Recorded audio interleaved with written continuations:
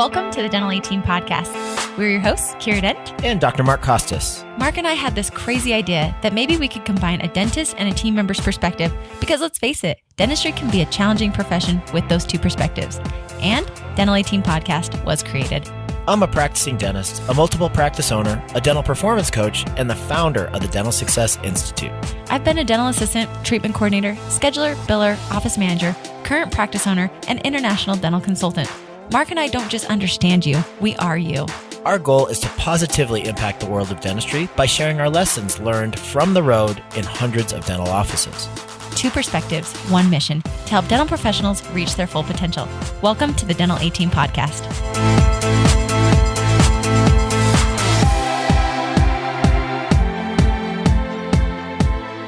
Hello, everyone, and welcome to another episode of the Dental 18 podcast. I'm Kiera Dent, and today I am beyond excited because I have an amazing office manager joining me, and we actually kind of have a fun story behind us, but I'll let us introduce that when you get to know Brenda Miller. She is in Sioux City, Iowa. How are you today, Brenda? I am fantastic, Kiera. Thanks. Yes. Thank you so much for joining me. It is late at night. You already worked a long day and you're kind enough to hop on a podcast and talk about your world with me. So thank you for doing that. Absolutely. So Brenda, let's tell our listeners, you and I kind of have a funny past of how we actually know each other. Tell them how we got connected and how this whole journey even started. Well, I actually had applied for a job for an office manager with absolutely zero dental background. And you read my resume, gave me a call, and the rest is history. So. This is a true story, you guys. Remember, I keep telling everyone about Dental Placement Pros and how I don't do it anymore and I don't hire, but it's funny because all these little things keep coming up. But Brenda, I worked with an office with one of Mark Costas' clients, and he needed an office manager so badly. And it's funny because I had hired an office manager for him. That office manager didn't quite work out. That's how some hires work. And then it was actually Valentine's Day a year ago. And I called Brenda and she answered on Valentine's Day. So I knew she was going to be like at least a pretty awesome person if she could be answering on Valentine's Day. And I remember she said, I'm a farm girl. I'm working out on the farm. I'm just a hard worker. And off we went. And Brenda is one of those people that she jumped right in. She had no dental experience behind her, but she ran a lot of businesses. Tell a little bit about you have kind of a crazy, you even told me about being in the military yesterday when we were talking, and that led to a whole fun activity at an office. But give us a little bit of your history. Give us a little bit of your background, Brenda. Absolutely. Well, I grew up in a small town and decided that when I grew up, I didn't know what I wanted to be, so I decided to join the military, went into that, and along the way, I met my husband. We ended up buying a veterinary supply business, worked that, sold that, ended up buying a Subway sandwich shop, had that for 11 years, and we had a mom and pop pizza place for, I think, 5 years, ended up selling those, and then my husband and daughter and I actually raise cattle, cow-calf operation. So it's kind of a odd combination of a little bit of this and that. So that is such a fun story. It's such a random pieces put together that make this amazing Brenda. And now she's a dental office manager. So I always say, never judge a book by their cover. Brenda is amazing. And Brenda, how was it doing Subway? I want to know more about you running a Subway because I think that would be a real interesting experience if I had to do any job in this world, owning and running a Subway office or a Subway shop. Well, did you eat a lot of Subway? Let's talk about that first. Yes, I thought I was turning into a Subway sandwich, but it was fun. It was challenging. You learned a lot about people. You learned to read people. You learned how to manage people. And without being too negative, it was a different group of people. It was considered fast food, so you didn't get a lot of the highly motivated, ready to go to work every day kind of people. But it was interesting. It was fun. But when you own a restaurant, you have absolutely no life. That was it. On call 24/7. So I bet. Yeah. That's interesting. But it was good. So if you had to take 3 takeaways from owning your own businesses that really prepared you for being an office manager, and it doesn't have to be 3. I'm just throwing 3 out there. You can choose however many you want. But what would you say were some takeaways? Because yesterday you and I were chatting and we talked about how you being a business owner prior to being an office manager, I think has really propelled you. You guys, Brenda came in a year ago. I'm going to give her some more kudos before we go on, and I'll then have you tell about this. But you came in a year ago. This was a solo doctor practice, and you have grown it to where you now have 3 practices. Just over a year later, there are 3 practices that you are managing, you're running, you're putting systems in. And this is a woman who had no dental background behind her a year ago. And I think that's really impressive to point out, because I think so many people think that they can't become this, or they can't be an office manager, or they can't do these different things, when the reality is, I feel like, Brenda, you walked in, you owned that, you figured it out, but you were mentioning to me yesterday that you felt a lot of your business experience prior to being an office manager really prepared you for this position. And I'm curious to know what things you felt prepared you to be this incredible office manager that I see you. And I judge office managers, I see them all the time. So I have a lot of respect for you and the job that you do. Oh, thank you. I think being a business owner, you just look at things completely differently. It's a different mindset. You understand that while people get offended when you push production because they think all you talk about is money. Well, that's not it, but it is a business. You're there to make a profit. So it isn't about the production, but it is. And the other thing, it isn't personal. It is business. And so when you make a decision that somebody doesn't like, it's not based on any personal preferences. It is based on facts and figures of the business. And then when you look at something as a business owner, it's like your baby. It's like nobody is going to treat it or love it or take care of it the way you do. And I get that. It's like many times I say, you know what, this is my opinion, but this is your business. You do what you want. I'll do what you ask. But again, it's like not everybody looks at it from a business owner's perspective. Sure. And I love that you said that. I think my favorite thing that I've taken away is that it's business is not personal. And I think so often, especially women, I take a lot of things very personal. And I remember when I was an office manager, I was scared to say certain things. I was scared to ask my team members to do certain things because I didn't want them to dislike me.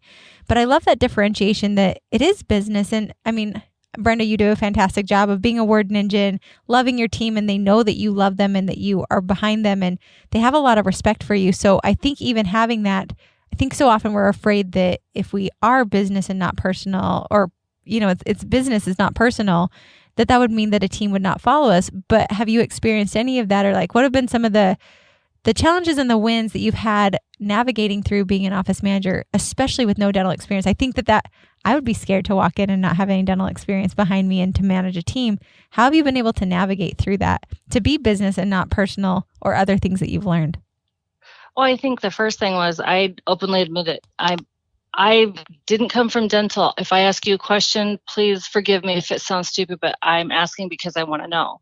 And I have to say the team has been fantastic. They would sometimes laugh at me, and not in a mean way, but they would chuckle or like, oh my gosh, I haven't been asked this question for a long time or whatever. And they would just be like, oh no, that's a good question. Here, this is what we do. Come look at this. And now it's like, hey, Brenda, there's a great abscess. You want to come see it? I'm like, yeah, come on, I'm coming. Let's go.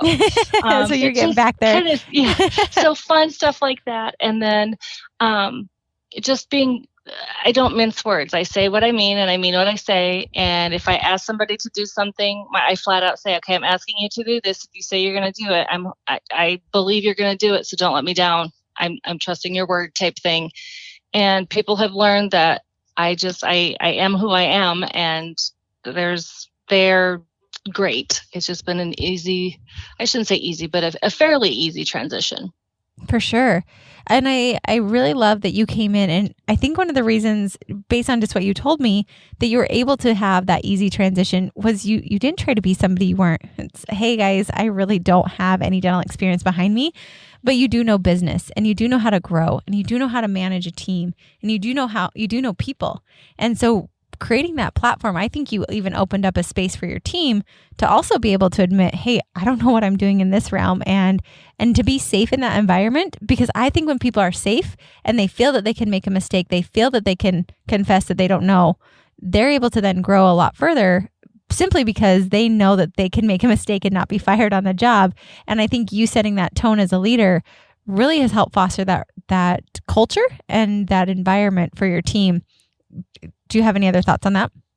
You know what? I think I have to agree with that. It was, I don't know if I want to say it was deliberate or not deliberate, but that's just kind of the way I operate. I don't want to go in and have somebody think I know what I'm talking about or what I'm doing, and then I turn around and fall flat on my face. That's one, I don't want to do that. Two, it's not fair to them. If I tell them I know what I'm doing and I don't, then I'm leading them down the wrong path, and that's never my intention. Sure. Do you think that goes back to being in the military? Like, do you think that ties into that at all? Like, did you lead in the military? Because I'm so curious about that part of your life, because I feel like that might have even trickled into where you are now. That's probably where I learned how to, I guess my skin thickened a little bit. So it wasn't about, oh, I want somebody to like me. It's more like, well, I'm doing my job. If you like me, fine. If you don't, I'll still live another day type thing. We're dealing about life and death out here, guys. We're fine. No big deal. It's a matter of, I don't know. I don't let somebody's personal opinion ruin my day. Would I like everybody to like me? Absolutely. But I think part of it was, I was a sergeant in the Army. A lot of guys were ranked less than me, or had a lower rank than me. And it made me learn that some people didn't like that and some people were okay with it. And the ones that didn't tried to make waves and kind of make your life miserable. And you just kind of learned how to go with it and ride the waves and, come out standing on the other side. Sure. Yeah, absolutely. And I think that I'm not comparing dental offices to combat by any stretch, but I do think that there are similarities you can pull between the two. And I do like that. I think a lot of times as office managers, it's kind of our world too of, you know what, this is in the betterment of the business. This is what my job is. I want you all here. I want my whole team to be on the same page with me. But at the end of the day, we're moving forward in this direction. I hope you're joining me. And if not, I'm going to help you. But this is where we're going. And I really love that you have that in there. You're very confident in that, because I watch your team truly follow you as a leader. And you, like I say, and I want to repeat this, you had no dental experience behind you. And I love that, because I feel like not only are you just a fun person, we decided that we would be, I told Brenda, I said, if I live here, I think we'd actually be real good friends in real life. Like we were good shopping buddies yesterday. We get along Yes. really well. But I love that that's who you are and you own that. And that leadership quality is fantastic. And I think that that's a huge reason why your practices have been so successful. So now I want to switch gears on you, and I want to ask some of you went from being a solo practice to 3 practices in a very short amount of time. And I want to kind of talk about that journey and things that you've learned, pitfalls that you went through, things you wish you would have known, because I think that is a big transition that a lot of people want to take, but they don't even know how to do it. And so I want to hear how that experience was for you. Well, I remember I told you yesterday, you'd ask me a question. I'm like, yeah, well, I feel like I have one leg shorter than the other and I'm just walking in circles.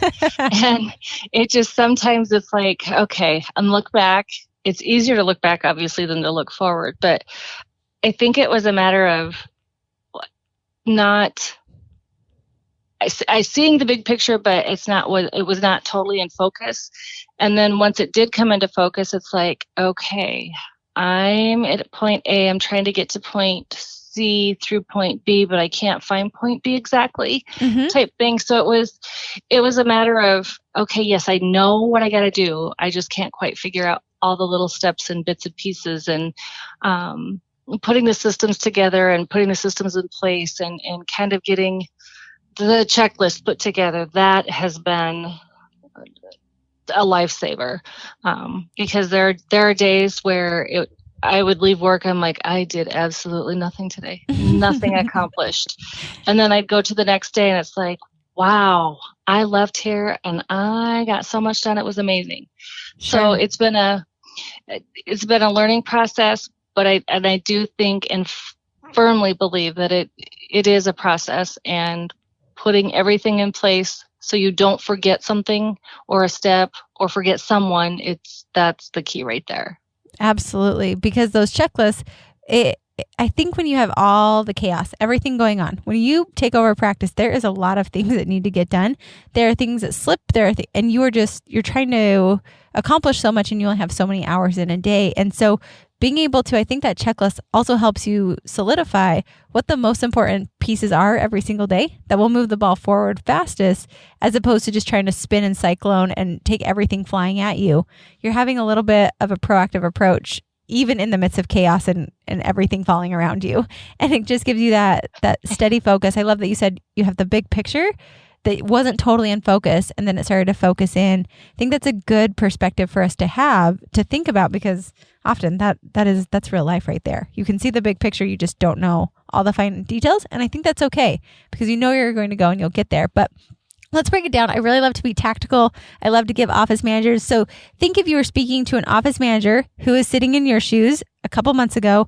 They're solo, they've got one office, and they're about to expand to 2 more locations. What would be some highlight items that you would say, absolutely no ifs, ands, or buts, do this? I wish someone would have told me this. What would you tell that office manager if you could talk to yourself a few months ago before this even took place? One of the things I would absolutely say first and foremost is, don't sweat it. You can get through it. Just breathe. I think staying calm and knowing, you know what, yes, this is a challenge, but I'm learning as I go, and we'll make it. I think that's the biggest thing. The other thing I would say is write things down, keep notes, document, do your checklists, do the little things that seem like, oh, geez, I don't have time to do this today. Do it anyway. It will be a lifesaver. Just don't forget that none of us are perfect. None of us are perfect. And that mistakes happen. Own it, admit it, move on, learn from it, and you'll be good to go. That's awesome. That's awesome. I think it's that whole marathon versus a sprint mentality. You're going to get through it. And I think you having that calm composure also trickles down to your team. If you're calm going through it, if you have that steady, cool, your team will follow. They always say a team is a direct reflection of the leader. And so I really love that, because I know I got crazy. I would have so many things. I was so stressed out, and I'd come and I felt like I would bring that into my office, and the team felt that. And I felt like my team was stressed, and they were stressed out, and they were falling apart. And it was like, well, if I look back and I look at myself, my team is just reflecting exactly what I'm putting out there for them, because I'm leading them, and this is how I'm leading them. So I really love that you having that composure was able to help keep your team on board. How did your team handle going from 1 office to 3 offices in truly just a couple of months? What were some of the things, the team members you had them do to help that transition be a little smoother? Well, one of the things I think I reinforced over and over was, if you have a problem, come to me, come talk to me. My door's always open. Come in. If you just need to blow off steam and come in and just get it off your chest, do it. It was a safe environment that I offered them all the time. And it wasn't that they would come in and, diss on one employee or anything else. It was, they would come in and they're like, I'm so tired. I'm so stressed. I didn't get this done. I need help with this. So then we'd sit down and figure out, okay, so you're stressed because, all right, this is what we can do to fix that. If you're struggling with something, come ask for help, because if you don't ask for help or you don't let us know that something's going wrong, we can't help you. And so it was a matter of, people would come to me then and say, I didn't get this done. And I know at the beginning they were worried that I was going to be really mad and, they would get in trouble for it. But it was like, okay, so why didn't it get done? All right, I got it. I can see that. All right, next time, don't let it not get done. Come ask for help before it's too late, type thing. And so it was just a matter of being supportive and encouraging, and I can't do it without the team I have. They are fabulous. They are committed. They're loyal. They're driven. They're, yeah, I know we've got to work really hard for the next couple months, but we'll get through this. It's okay. Once we get this in place, it'll slow down. Well, unfortunately for them, in the last 5 months, it hasn't slowed down. It's just kind of, ballooned. But it's okay, guys. This is the new reality, so we'll just keep going with it. That's right.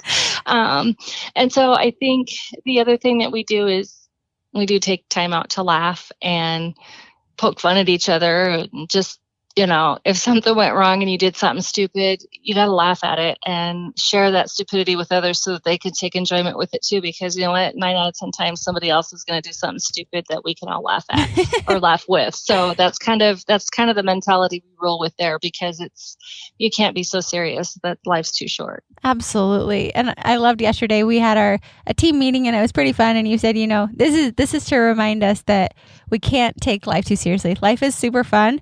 And although work is stressful and there are different things that are going on, remembering that life is life, and being in a dental office, and no matter what position you're in, you're also living life, and take time to not take it so seriously and to have fun. You're at work for a lot longer than you're usually at home. Have fun at work, because it really can be so much fun. And just bringing that energy into an office feels so different than the drudge and sludge that could come along with all these different changes. But change can be fun. And I love that you always make it a point to have fun and to laugh and to remind people not to take life too seriously. Awesome points. I loved it. Okay, the last thing I want you, if you're willing to share, would be I was in your office the last couple of days, and this is not, I don't want you to toot my own horn. That's not at all what I want. But I want to hear how it was for you. I mean, I don't know what it's like to have a consultant come in. I tell everyone I'm such a fantastic consultant. I never worked with a consultant. I've never done this before. And yet, hey, cool, let's do a consulting company. But I'm curious, what were some things that took place that we were able to do from your experience with me working with you the last couple of days, that were kind of your takeaways from that experience? And like I said, this is nothing for me. I just want people to hear what it was like for you to work with a consultant. You're in a lot of, you've got a lot of things going on. How was that experience, and what were some of the takeaways from the last 2 days that we were together? Well, I think first and foremost, I'm the kind of personality I have is I don't want a cheerleader. I want somebody that's going to be truthful and tell me, you know what, yeah, this might not be the best way to do it. This would be the better way. I want somebody to come in and tell me things that are fact-based. You know what? This works for 10 other offices that I've been in. Rock on. I can handle that. Let's try it here. I'm game. And so you are so not a cheerleader. You are a very wonderful encourager. You see the positives in people, but you also see where we need to improve, and you're not afraid to tell us. And that's scary for all of us. I mean, nobody wants to go, yeah. Nobody wants to hear like, yeah, well, you kind of stink at this. You should get better, which is not how you say it. I guarantee you that. Okay, good. I was like, this we might need to edit right now. No, but it's, that's how we would, if you're not doing something super and you think you're doing so well, and somebody comes in and says, yeah, well, I have a suggestion, and a lot of us can take it personally. I like to look at it as an opportunity to grow and to learn and to be better, so that, when I'm making a decision, I have the confidence that, you know what, this is what I've learned. This has been working. I think we can do that again type Sure. thing. And as far as having a consultant come in, when I first heard that you were coming in last year, I was like, oh, well, okay, well, let's see what this is going to be about.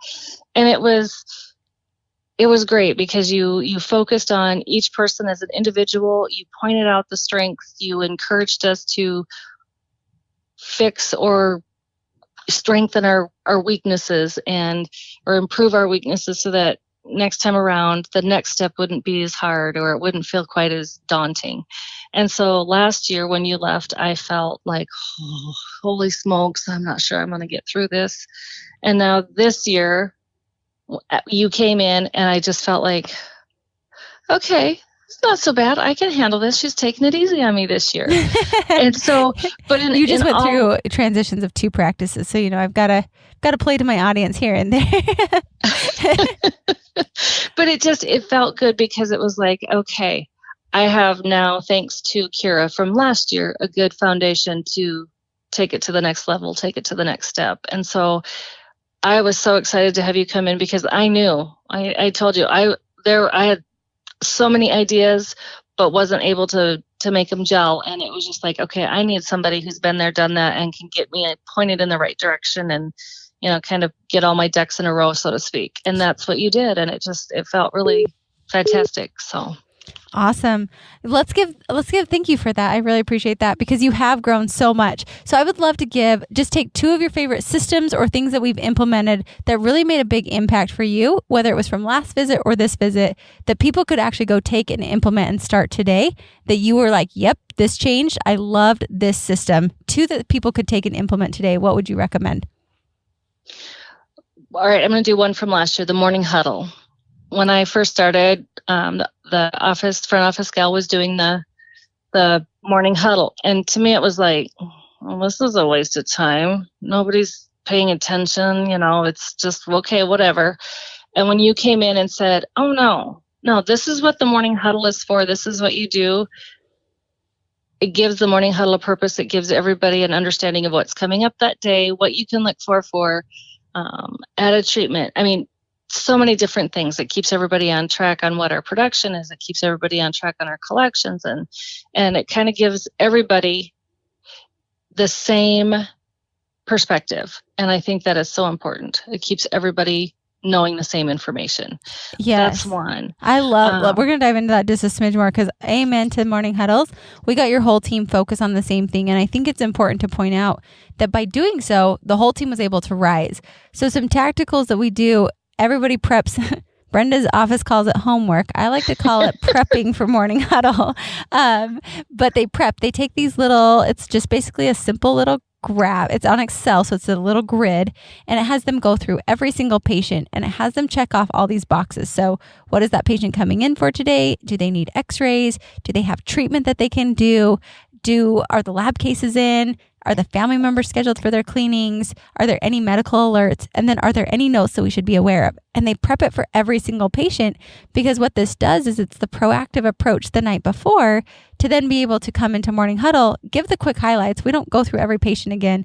We just give those quick highlights of additional treatment, recare, and then making sure like, hey guys, this is where we need to be for the month for our production. That's our measuring stick to see how many patients we're helping to make sure our business is growing, that we're not dying, and everybody participates. So the hygienists, the dental assistants, the front office team, the doctor, everyone looks at it. And we have these whiteboards that we just went and implemented in every single one of your other offices because I believe that when there's a visual that people can color in these thermometers, when people changed out the case acceptance. I loved one of your team members said, I hate when our case acceptance goes down even a percentage, and because they're watching it. You guys are engaged in case acceptance and reappointment and new patient and Google reviews. You look at that, you're actively engaged in that every single day.